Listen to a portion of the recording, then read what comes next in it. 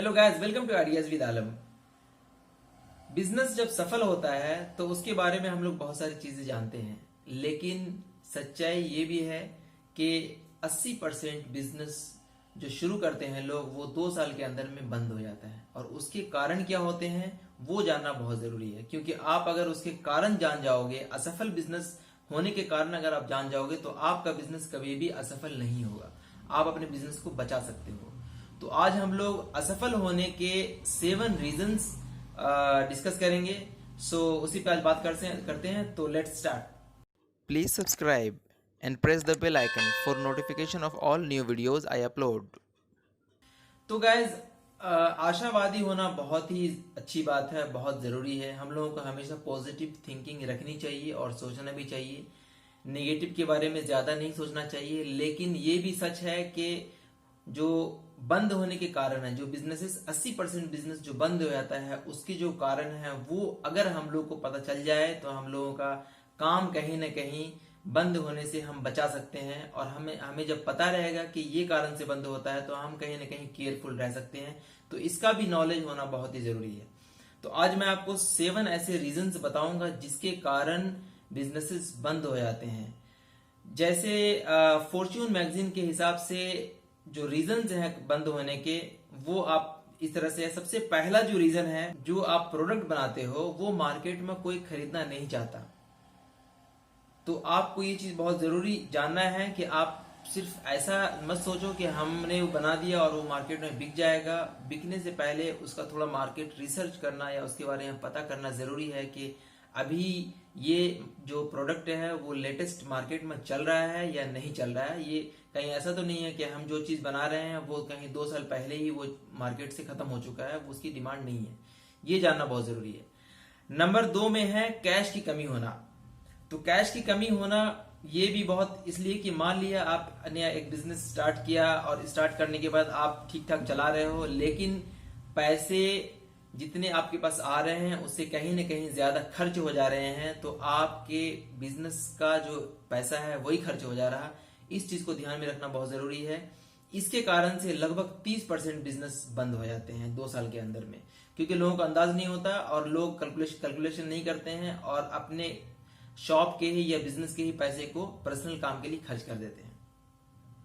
Number 3 है team में तालमेल नहीं होना। जब आप एक बिजनेस स्टार्ट करते हो तो आपकी टीम होती है, या आपका मान लिया एक दुकान है तो, या आप पार्टनरशिप में काम कर रहे हो, तो अगर पार्टनरशिप में तालमेल नहीं हो बनता है अच्छे से, वो अंडरस्टैंडिंग नहीं हो पाती है, उसके कारण से भी बिजनेस बंद होने के कगार पे पहुंच जाता है। और ऐसे केस बहुत सारे, नॉर्मली बहुत सारे होते हैं, हम लोग भी जानते हैं। तो इस चीज को ध्यान में रखना है। अगर आप पार्टनरशिप करो तो पार्टनर ऐसा होना चाहिए जो बिल्कुल ही आपके माइंड का हो।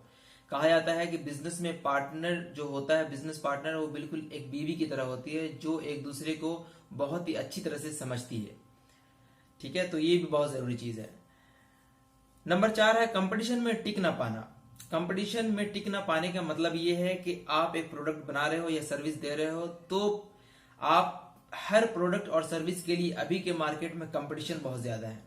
और कंपटीशन जो होता है वो सिर्फ 2 चीजों पे डिपेंड करता है। पहला नंबर है कि आप किस प्राइस में दे रहे हो और आपकी कॉस्टिंग क्या है।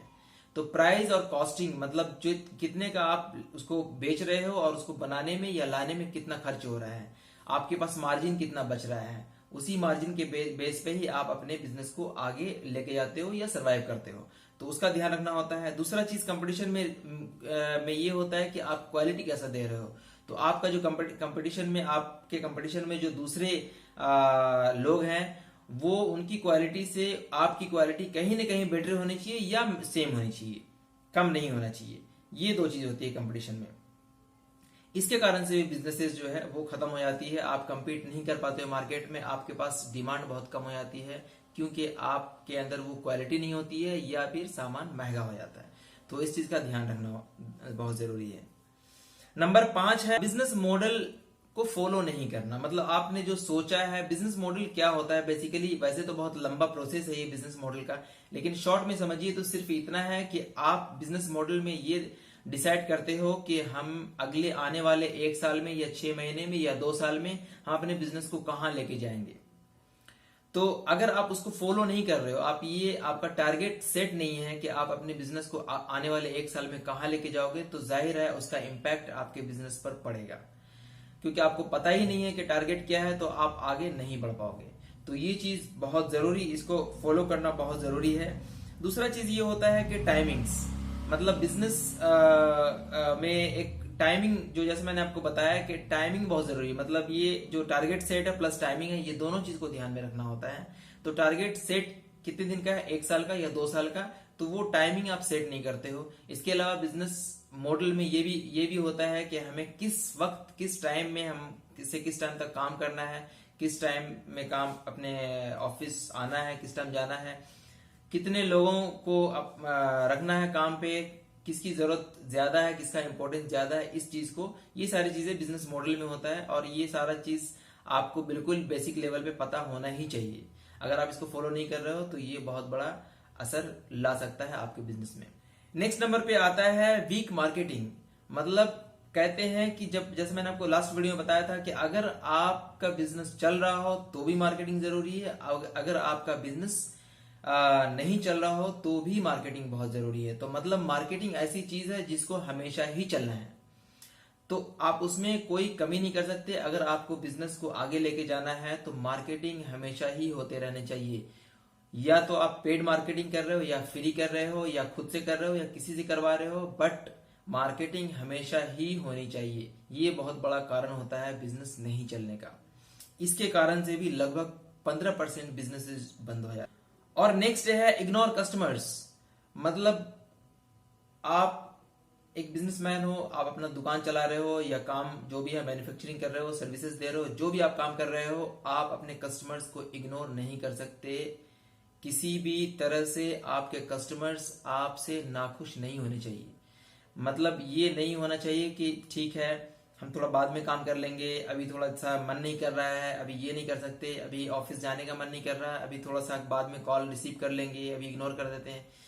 ये सारी चीजें बिजनेस को बहुत बिग लेवल पे इम्पैक्ट करती है। इसलिए आप किसी भी सूरत में आप बिल्कुल भी कस्टमर को इग्नोर नहीं कर सकते। ये 7 रीजंस अगर आपने जान लिया और आपने इसको फॉलो कर लिया, तो कोई भी बिल्कुल गारंटी के साथ आपका बिजनेस बंद नहीं हो सकता है किसी भी सूरत में। तो ये 7 रीजंस थे जिसको मैंने डिस्कस किया आज। आई होप कि आप लोगों को पसंद आया होगा। बहुत ही शॉर्ट में मैंने किया है। जैसा आप लोग जानते हैं कि मैं बिजनेस के बारे में सारी वीडियोस बनाता हूं और बहुत ही शॉर्ट में सिंपल लैंग्वेज में बताने की कोशिश करता हूं। तो अगर आपको ये वीडियो पसंद आया तो प्लीज सब्सक्राइब कर लीजिए, लाइक कर लीजिए, शेयर कर लीजिए, और आगे वीडियोस के लिए प्लीज कमेंट्स कीजिए। आपको कैसा ये वीडियो लगा उसके लिए कमेंट कीजिए। So wish you all the best. Thank you very much.